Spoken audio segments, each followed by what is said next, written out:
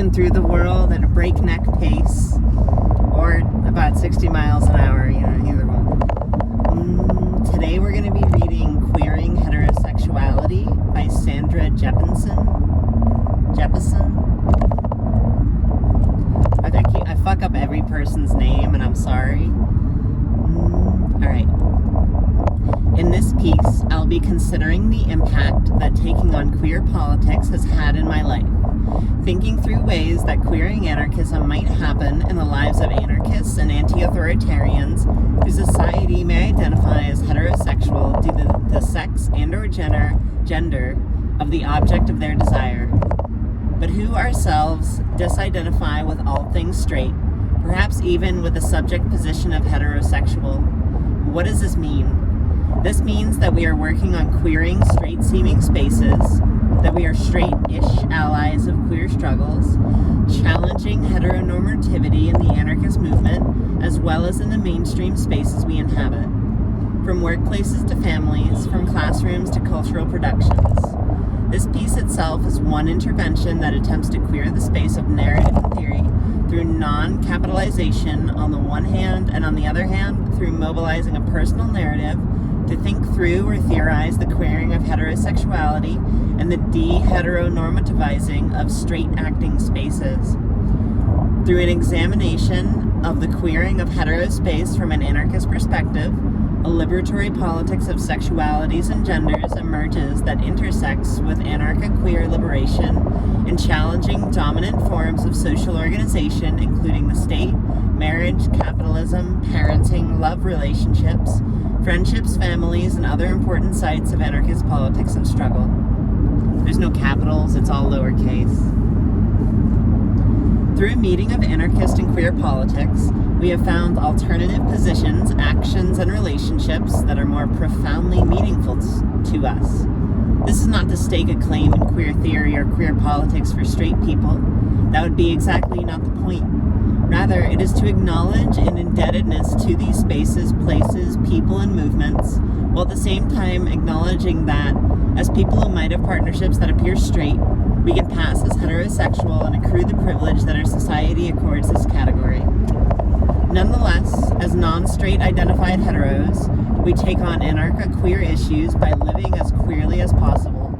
In other words, queer practices and theory are important for the liberation of heterosexuals from normative standards of intimate relationships, from friendships to sexualities.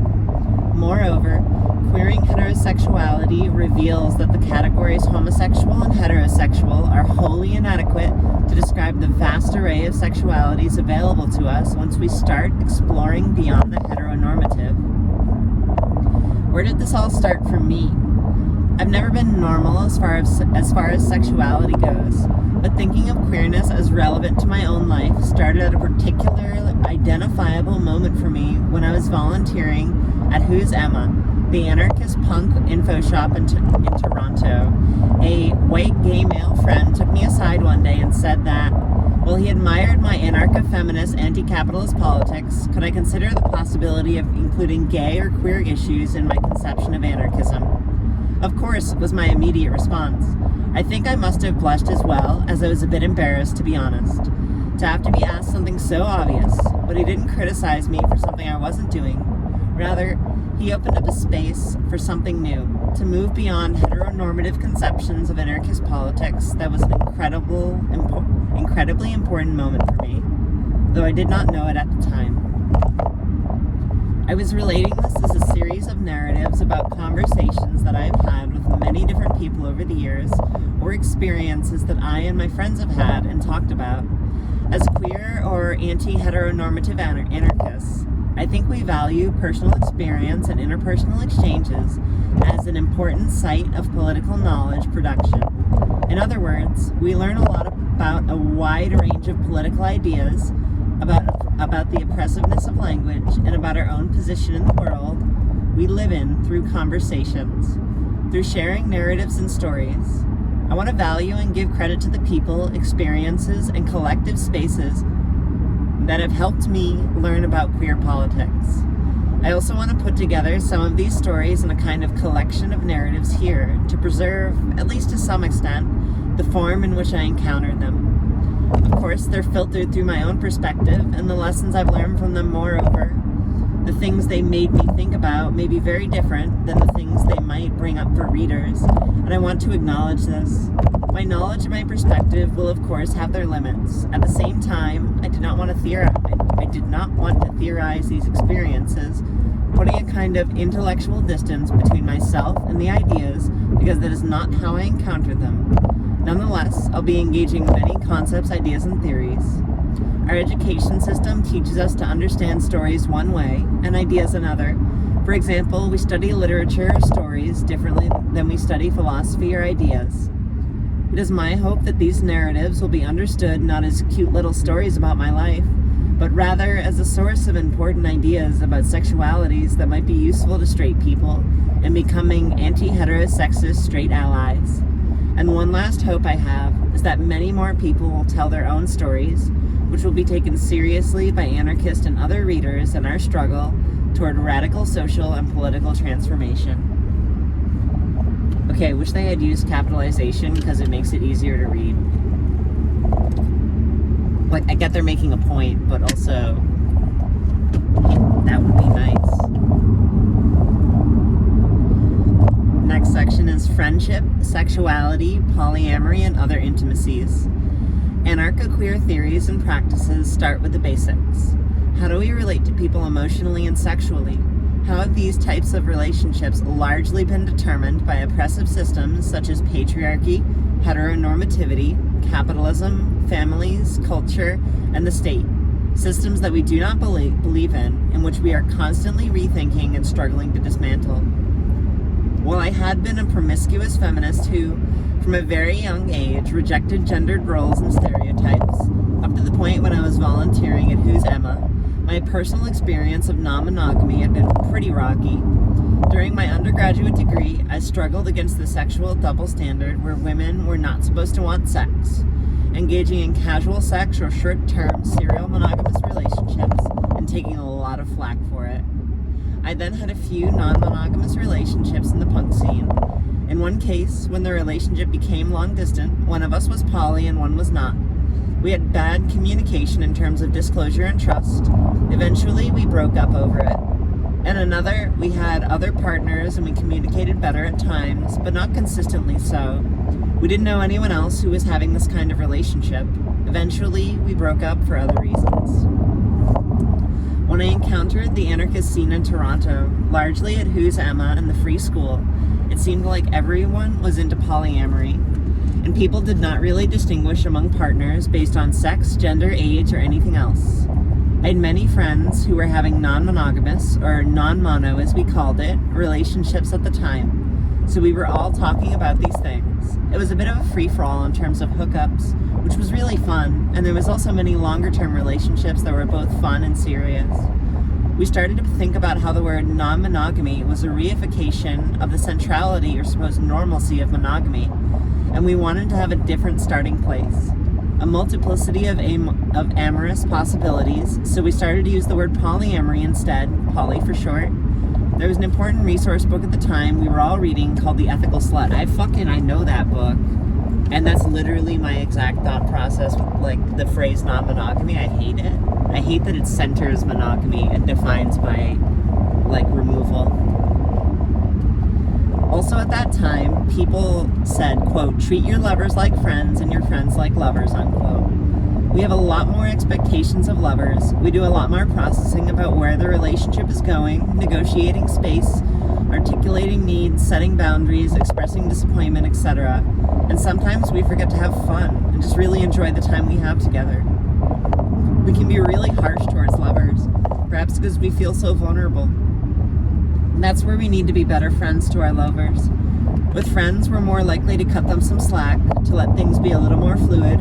No big deal if they're late or miss a hangout once in a while. For example, on the positive side, with lovers, we tend to do lots of special little things for them, like cooking their favorite food, making DIY zines, or bringing them some little thing when we meet. Something that says, I was thinking of you.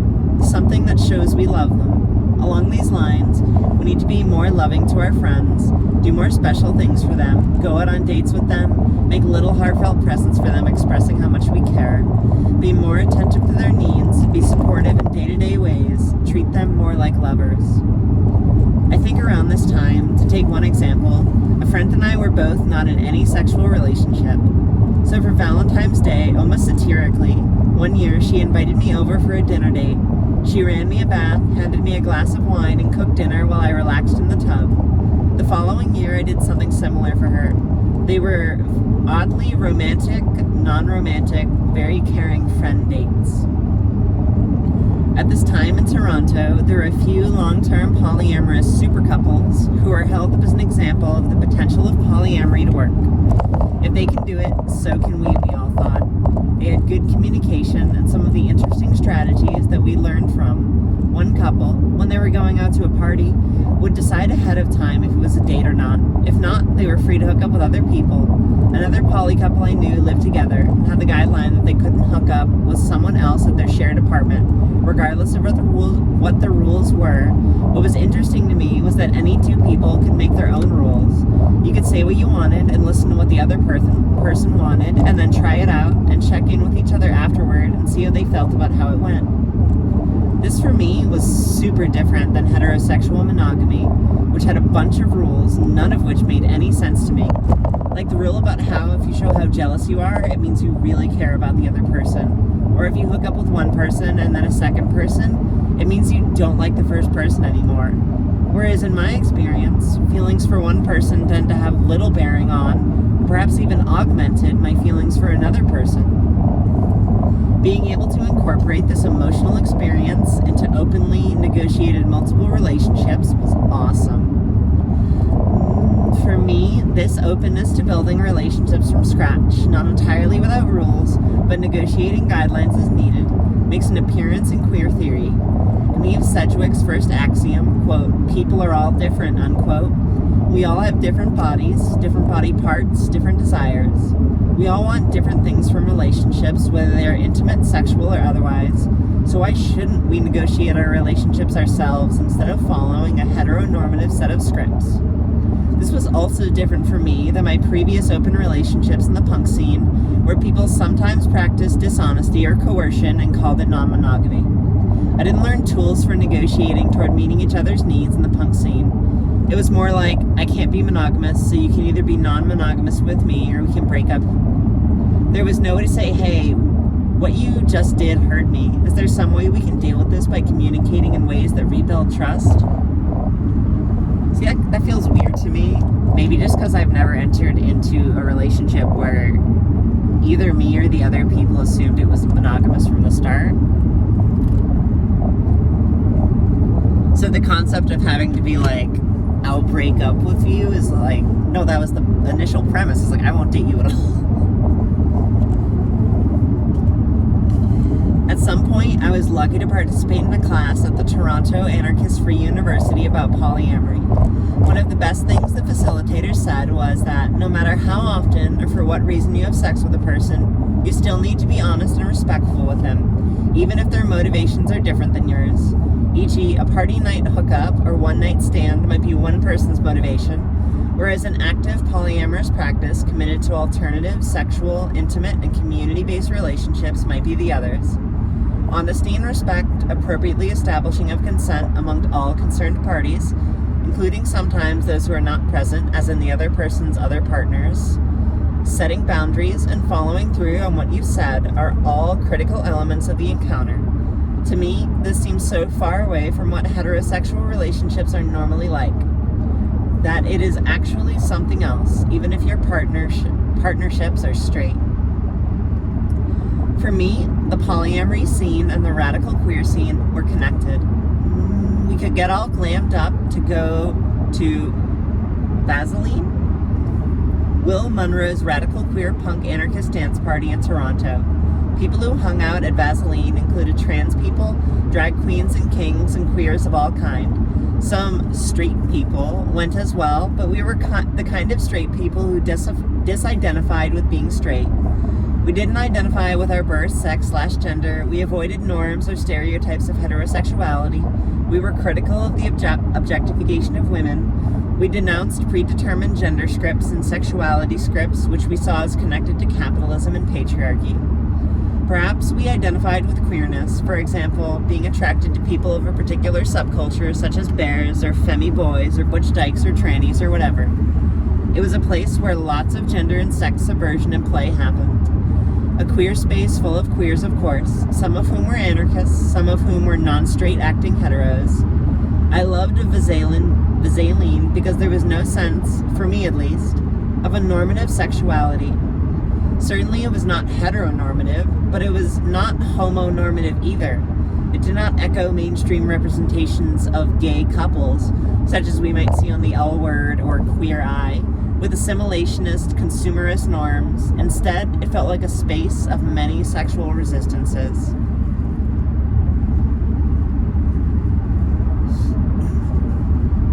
Non-normative sexualities. Non-normative sexuality means, among other things, that people ditch sexual norms and just hook up with and have long-term relationships with whoever inspires them, doing whatever they are into sexually. For me, sometimes this is women, sometimes it's men. Oftentimes, it's with people who are not my age. When I was younger, I dated older people, and now that I'm a bit older, I seem to date younger people. Hi, it's me. These are more or less the people I seem to find myself hanging out with. I don't really see age as an interesting way of dividing people. My friendships have always been across ages and even generations. My current partner is more than 10 years younger than me. When we got together, we were polyamorous, and although we communicated well and had great sex, we weren't taking the relationship too seriously. It was lots of fun. We both had other partners, but soon that kind of went away, and we made more of an explicit commitment to each other. First to be primary partners, and then to be monogamous. I've always felt a little ambivalent about this decision. Recently I moved to another town, and we decided to be poly, although neither of us have acted on it yet. See, this is like, I understand this kind of relationship dynamic this person is talking about. But I feel like on another level, I don't want to assume what's in this person's head, right? But I feel like I've had these experiences with people who approach polyamory from, I want to say, a monogamous cultural thought, if that makes sense. I feel like it's this vague thing I'm poking at here.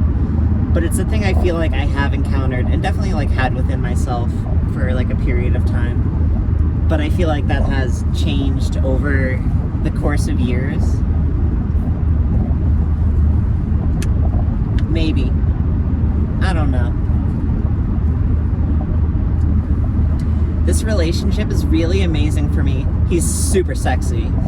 And we have had a red-hot sex life in which we do a lot of non-heteronormative things. Whatever that means, I'm not telling you.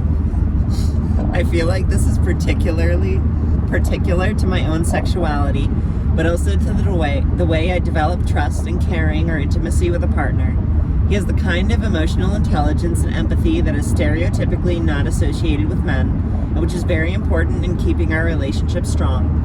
Perhaps because I do not, and so I am learning these things from him. Today, when someone called, they said his voice sounds androgynous, and maybe that is part of the attraction too. He doesn't fit the gender scripts any more than I do. For both of us, the non-normativity of the relationship is at least one of the things that keeps it alive and interesting. On the other hand, I worry that our age difference means that there is a power imbalance, which we have acknowledged and which we work together to try and compensate and make sure it is more equalized. Another thing that concerns me is that maybe in being attracted to younger people, I am somehow replicating ageism, both the ageism in the anarchist scene, which is really a youth-oriented scene, and a kind of internalized ageism that mainstream society offers, where youth is valued and age is something we're supposed to fight or disavow, rather than accept or even respect, as some cultures do. Sometimes, I think it's unfortunate that there's not a lot of age diversity in the anarchist scene. One thing that happens a lot is that when I tell people my age, they say I look a lot younger. This is supposed to be a compliment, and I don't find it insulting. But at the same time, it sometimes makes me feel like there is something wrong with me being the age that I am. That somehow it would be better if I were younger, or conversely, that I am doing something age inappropriate that makes people think I'm younger. I wonder if this internalized ageism plays a role in partner choice as well, in terms of who I might find attractive. What is considered attractive in older men in mainstream representations makes me a bit nauseous. I think who I am attracted to is more connected, however, to my punk roots and that particular aesthetic. Queer parenting and community. I think another way that anarchism has allowed me to have a more non-heteronormative life is the acceptance of not reproducing children. In a community in which people's choices are accepted, when I chose to be polyamorous, it was accepted. I find being monogamous is also generally accepted because there is the notion of radical monogamy, which interrupts gender and sexuality scripts. Some people I know have expressed a hesitation to admit that they have chosen to be monogamous, because there's now, ironically perhaps, an expectation of polyamory among anarchists. Not having children is also accepted, whereas mainstream society tends to look askance at women who choose not to have children, or who choose politics over children. For example, when Ulrich Meinhof, who was part of the Red Army faction in Germany, decided to leave her children behind and become an active urban guerrilla, living underground and working to overthrow the German state, there were many newspaper reports that demonized her for this and not for her political actions in and of themselves, and said that she was not just a bad mother, but somehow actually insane for leaving her children with their father. For anarchists, though, there seems to be no presumption about anyone's life pattern or direction, in terms of getting married, settling down, having kids, doing political actions, etc. There's a sense that you can do things the way you choose, and people try as much as possible to create new paths for themselves with the support of other people in our communities.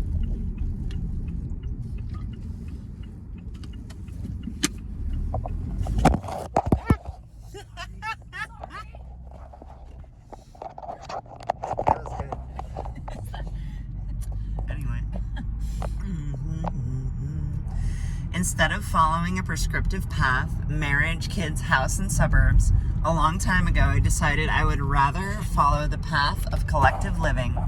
This was a conscious decision because I felt that I was unlikely to find and did not want to succumb to a happily married suburban life. In fact, that terrified me.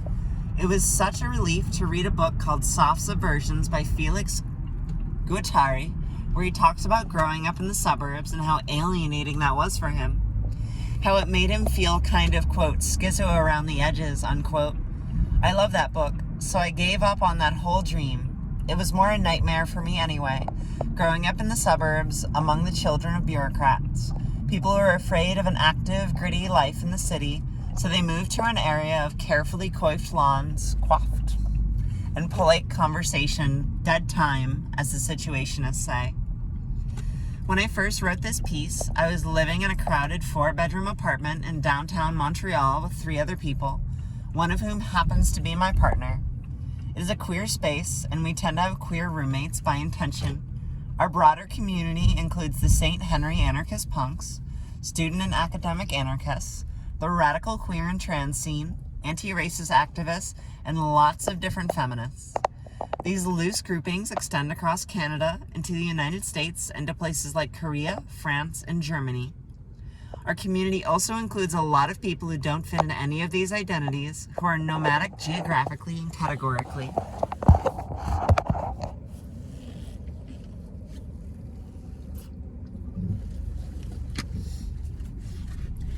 Some people in our community have kids, some don't.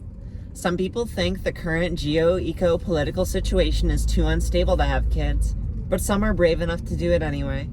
8 years ago, I was living in a collective house in Toronto with 5 other people. 3 of us wanted to have kids at that point, me and 2 other women. One of them was part of a super couple who had been together in a polyamorous relationship for several years. About 4 years, I think. In addition to her cisgender male partner, the woman was starting to see a person who was a non-bio boy, a term no longer used as it is rooted in biological determinism.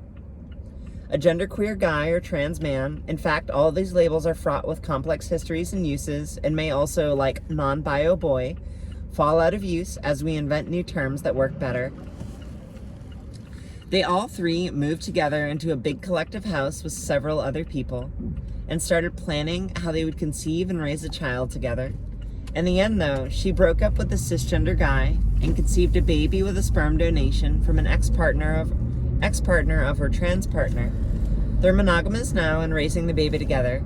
We had a funny conversation a few years ago when we both confessed to being in a monogamous relationship like it was a dirty secret. I'm having judgmental thoughts. The other woman was strictly monogamous. She started dating a woman and they decided to have a baby together and live together as a couple. Interestingly, both women decided to have babies with sperm donors whom they knew and had long-term friendships with. The larger community living spaces became smaller when you have a baby and more intensified. Community works itself into your life in other ways. In my case, on the baby project, I met several times with an ex-partner who has a current partner and 2 children. Living in New York City, we were considering the possibility of having a baby together and talked about how the future might be with his current partner and their children. But then he mentioned that he thought it might be better if she didn't know about it. I didn't think that was a very good idea. It seemed like a non-consensual decision, I would agree, in which all parties' consent would not be obtained. I didn't go through with it. I decided not to have a baby after all. People make choices about having children in different ways. Even people who may be in what appears to be a heterosexual relationship. Considering the consent of all parties, working around or against the legal sperm donor clinic method of conception, very expensive and medicalized, or even deciding to abstain from breeding. Interestingly for me, this decision has meant that I am trying to make deeper connections to people aside from my partner. I feel the need to have closer relationships and to be more loving to more people, not in a sexual way, but in an intimate friendship way, developing creative collaborative partnerships, finding mutual supportive ways of interacting with people, and in fact, spending more time, as I grow older, with nieces and nephews who are scattered all over the country, who are unrelated to the anarchist scene, but who are nonetheless, of course, an important part of my community.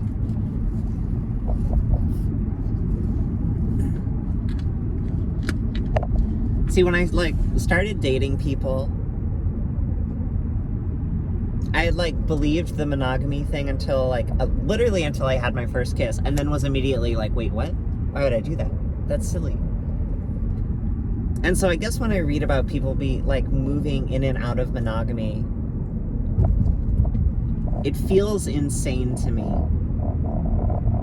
Not like they're stupid. People, these are reasonable, this is a reasonable person. But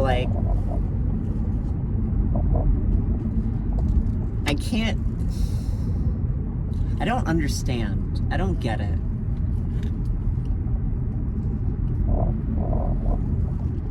It's I can't understand the mindset where someone would be practicing polyamory and then decide to practice monogamy.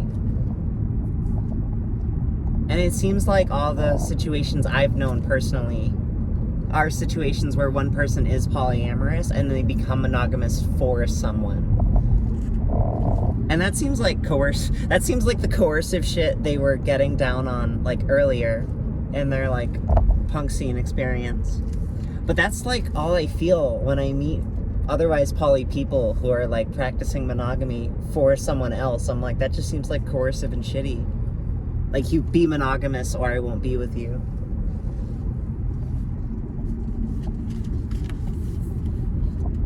Liberation, responsibility, and intimacy. In this context, liberation becomes a kind of odd concept.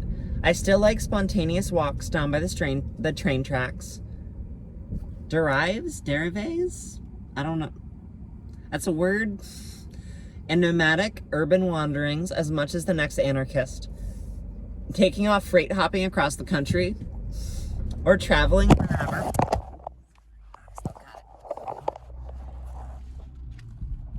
Taking off freight hopping across the country or traveling wherever. No apartment, no money, but always finding places to stay, people who would take you places or take you in.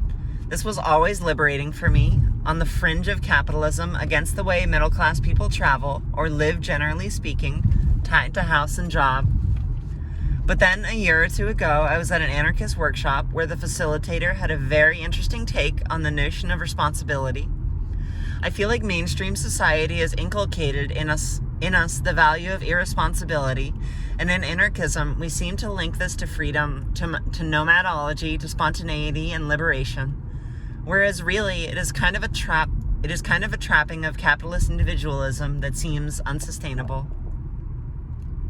For example, I had a conversation with a friend once who had broken up with a partner because he was going traveling. I asked if that was a bit selfish and that he wasn't really considering her needs or feelings. He countered that he had to put himself first. To me, this is a sentiment that I think a lot of people might agree with, anarchist or not. Though by anarchists, it might be couched in terms of liberatory politics. But it seems more like a failure to be responsible to those people with whom we are engaged in intimate relationships.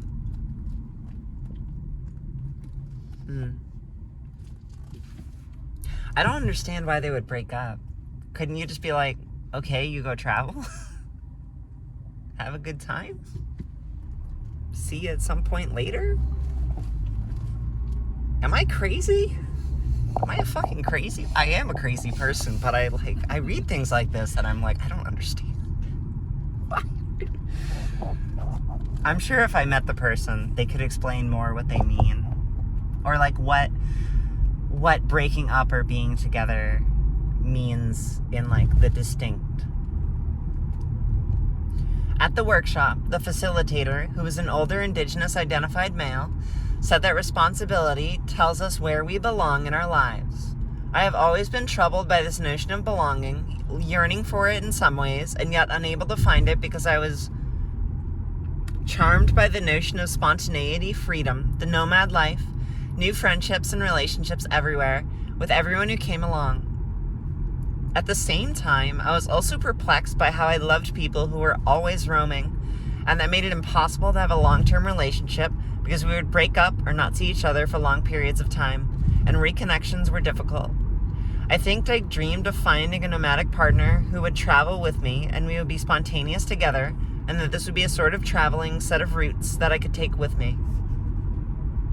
See, I've done this. I've done this, and you can do it.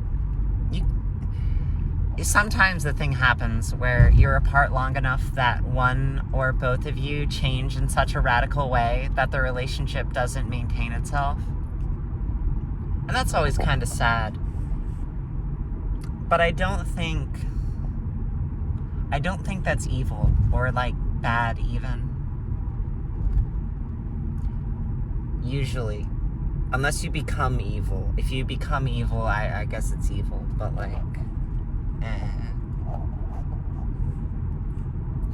Now I think of responsibility differently.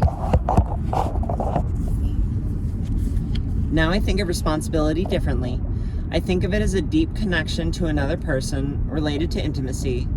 It means that we think of their feelings and needs as an equal to our own, and quite often more important than our own. We can also think of our responsibility to self as, rather than being in conflict with responsibility to others, being profoundly connected with the responsibility to others, rather than being in conflict with, being connected to.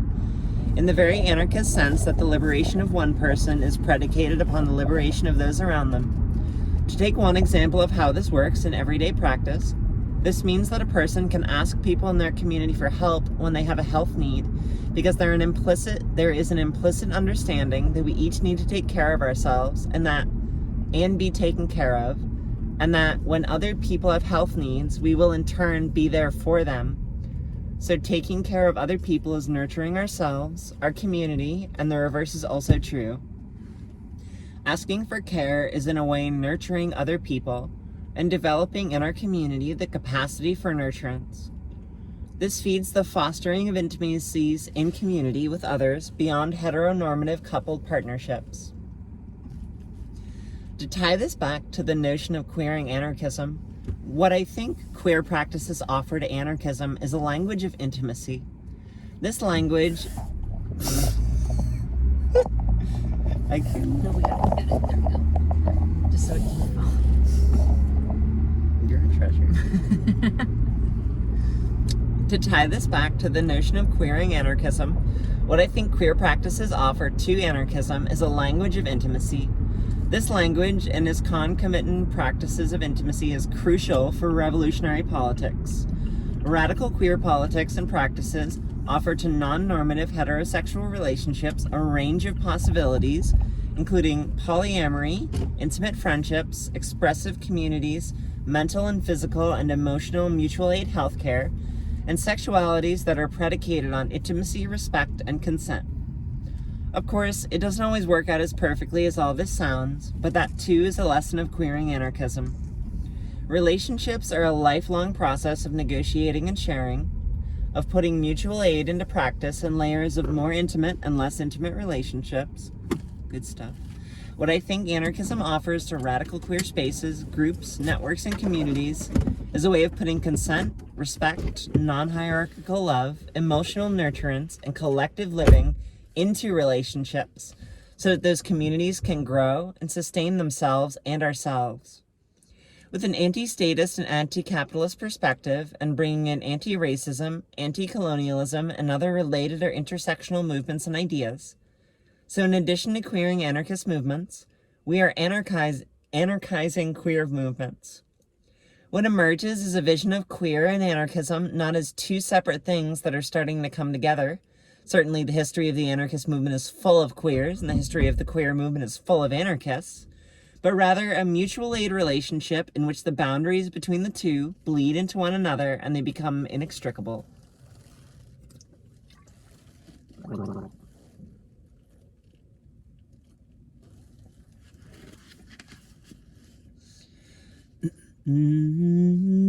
Queering heterosexuality from an anarchist perspective takes place in this context, where relationships are no longer heteronormative, where we are also moving away from homonormativity, the capitalist state-run, white-dominated gay pride model, for example, and indeed open up into non-normative sexualities, where the labels homo and hetero are challenged at a basic level. Sexuality, like gender, is thus a narrative, as my roommate said the other day, a fluid series of experiences that we can write and rewrite as we live through them, things we can invent or get rid of as we see fit, and a kind of multiplicitous, interconnected, non-linear, rhizomatic diversity of sexualities and genders that we engage throughout our lifetimes.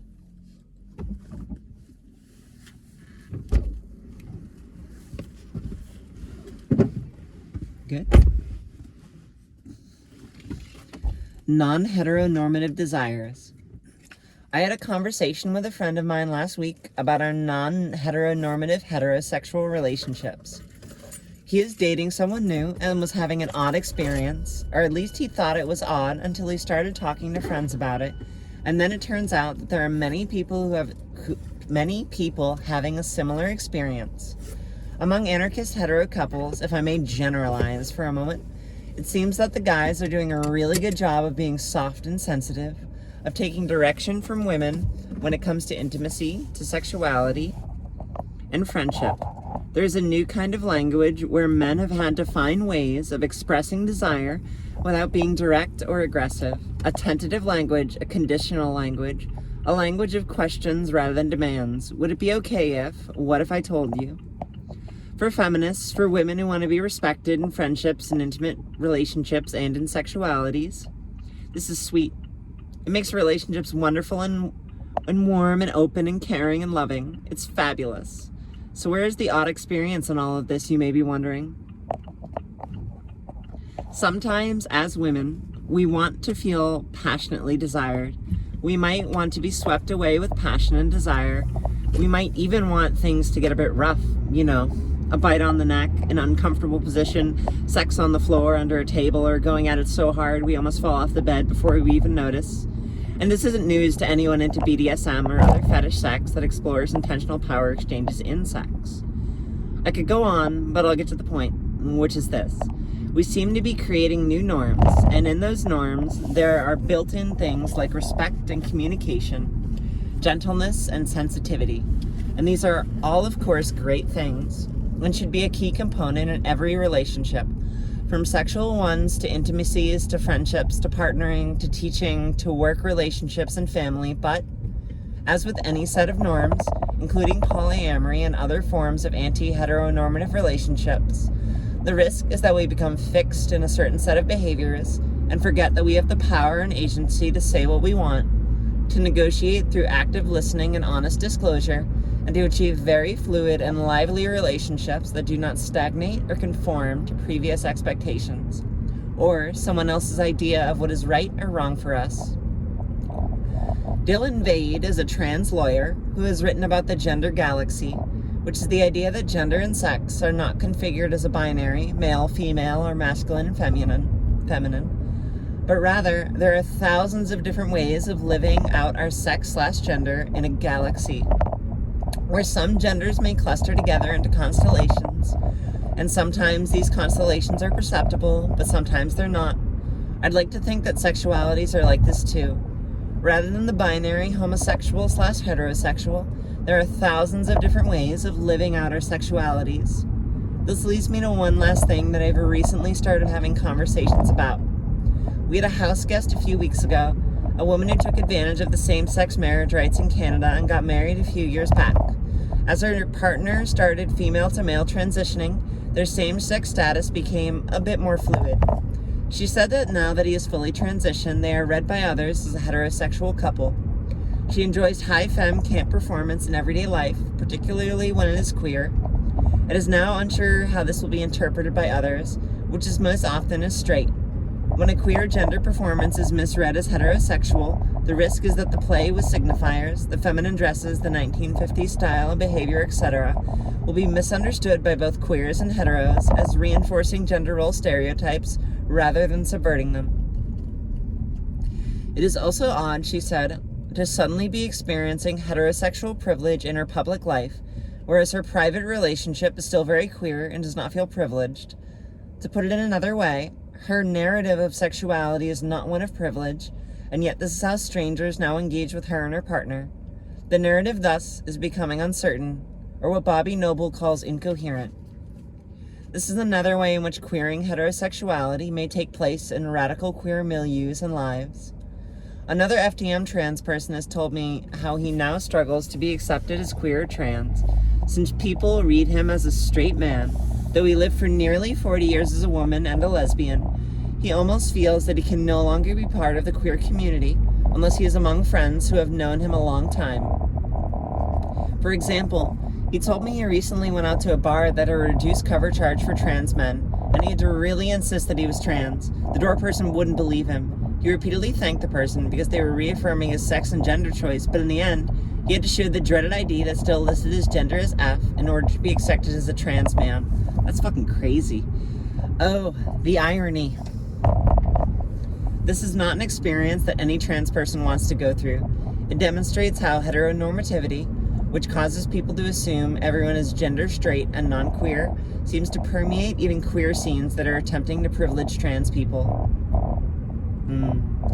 Furthermore, it reveals how even in spaces committed to radical queer and trans politics and subjectivities, the notion that someone's own self-identification should be accepted at face value without having to provide coherent identification is not always put into practice very well.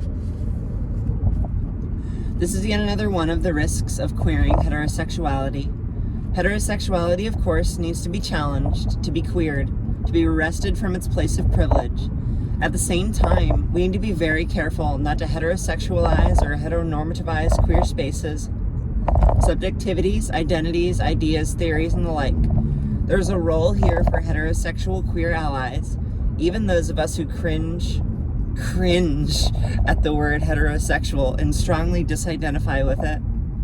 I believe and hope that we can queer our practices without claiming queer as our own or appropriating it.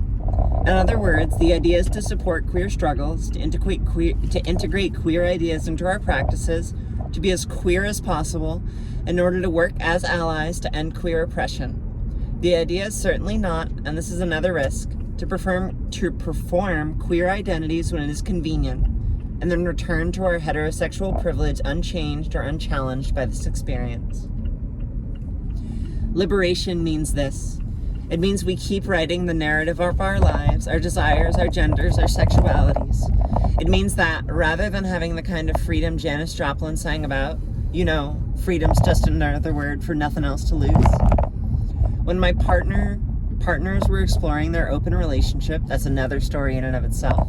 We have liberatory experiences and relationships that are grounded in communities and long-term commitments to exploring what these relationships mean, and how they can best be fulfilling to all involved.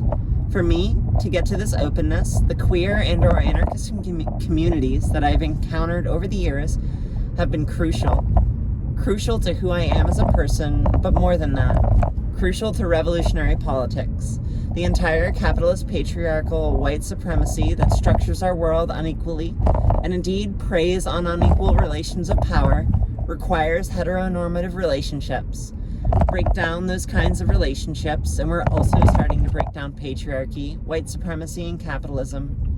As Jamie Heckert argues, breaking down micro-fascisms at the level of identities and intimate relationships is at the root of resistance to macro-fascisms at the level of institutions and structures of power.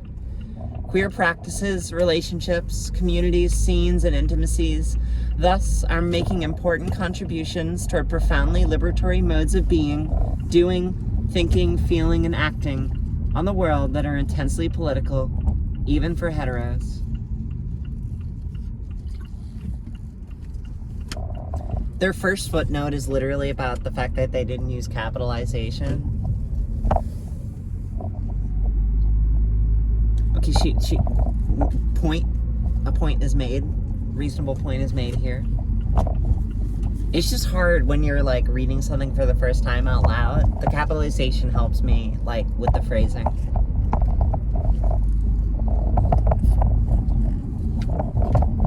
There is some good stuff in there. I would like to have like an actual conversation with that person about their experience with like polyamory and monogamy and their like thoughts and feelings about it. I feel like I would gain in some kind of perspective I would like. Alright, keep being gay, suck a dick, or don't, do what you want. I'm not your mom unless like you want me to be. Have a good one.